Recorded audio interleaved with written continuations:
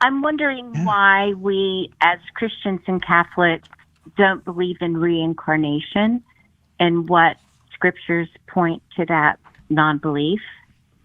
Yeah, there's plenty of scriptures that point to that. I want to suggest two ways of looking at it. One, just biblically. So, for instance, Hebrews 9, verse 27 says, "It is appointed for men to die once, and after that comes judgment." That's a really clear, if you want just like a one-verse refutation, you could just say, okay, well, reincarnation says we don't die once, we die over and over again, and we aren't judged after death. Like, not in the sense that Hebrews is talking about, which is that you are going to heaven or hell. So the whole Christian message presupposes that reincarnation isn't true. Sure. The Christian message is made by the church, though, not Jesus. Jesus actually said quite a few things involving the possibility of reincarnation. Since we're playing the game of whatever my book says goes, here are a few. Numbers 14:18. The Lord is slow to anger, abounding in love and forgiving sin and rebellion. Yet he does not leave the guilty unpunished. He punishes the children for the sin of the parents to the third and fourth generation. This suggests a karmic cycle to get the ball rolling. Now let's move on to the reincarnation bits. Wisdom of Solomon 8:19 through 20. I was given a sound body to live in because I was already good. This verse needs no explanation. Malachi 4:5. Behold, I will send you Elijah the prophet before the coming of the great and dreadful day of the Lord. Elijah was already dead. Many people read this as supporting reincarnation. Then there is another one involving Elijah. Matthew 17:12 through 13 says, But I tell you, Elijah has already come, and they did not recognize him, but have done to him everything they wished. In the same way, the Son of Man is going to suffer at their hands. Then the disciples understood that he was talking to them about John the Baptist. So, Elijah came again, but wasn't recognized. He was in the body of John the Baptist.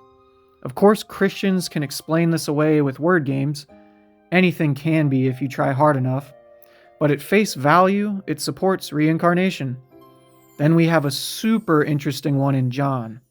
John chapter 9, verses 1 through 2. As he went along, he saw a man blind from birth. His disciples asked him, Rabbi, who sinned, this man or his parents, that he was born blind? This point blank has the disciples of Jesus asking if the blind man had sinned in a previous life, resulting in him being born blind in the current one. And for a little bonus, we will add in something from the book of Thomas, which Christians consider apocryphal for no good reason, but that's for another video. Here's the verse. Thomas 18. The disciples said to Jesus, Tell us, how will our end come? Jesus said, Have you found the beginning, then, that you are looking for the end? You see, the end will be where the beginning is. Congratulations to the one who stands at the beginning. That one will know the end and will not taste death. The funny thing is, in the end, none of these verses even matter, because you can't prove a book's contents based on what the book says. Anyone could claim any book as their basis for the universe, and we'd have billions of different views, all claiming they're the truth. That's like believing every woman will find her Prince Charming because Disney says so. If you say such and such is going to happen because Jesus said so, you also have to equally accept another such and such will happen because the Buddha said so. And this would obviously contradict.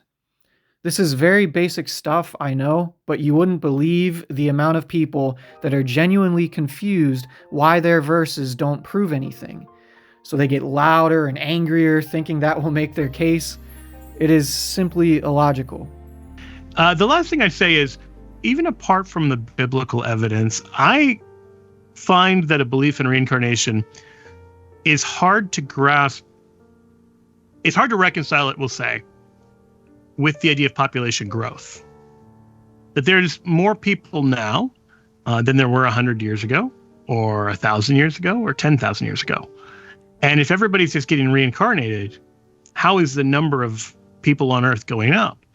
And even if you said, well, maybe some of like animals are becoming people or something like this. Well, it seems like the number of living organisms is in flux, seemingly going up, but it could potentially be going down. Either way, you would think there would be a constant number, that every time one person dies, another one's born. We don't see that demonstrably in human history. We see the opposite of that. I've never understood how people think this is a powerful argument.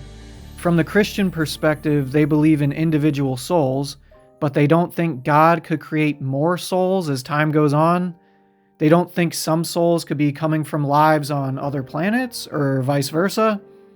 They think God made this unfathomably large universe with no other life in it to reincarnate as. There are a million different possibilities.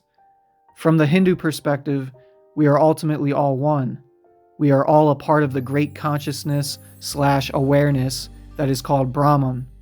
We are all manifestations of Brahman, and there is no individuality. Subtle bodies reincarnate. If you've ever done any near-death experience research, these subtle bodies are what are experiencing these NDEs. We don't know if all reincarnate. We don't know if some stay in heaven or merge with Brahman. We can only theorize. We don't know and don't claim to know what happens to each and every subtle body. So the population math doesn't even matter. And on top of that, reincarnation isn't necessarily human to human. Population games simply don't confirm or deny anything.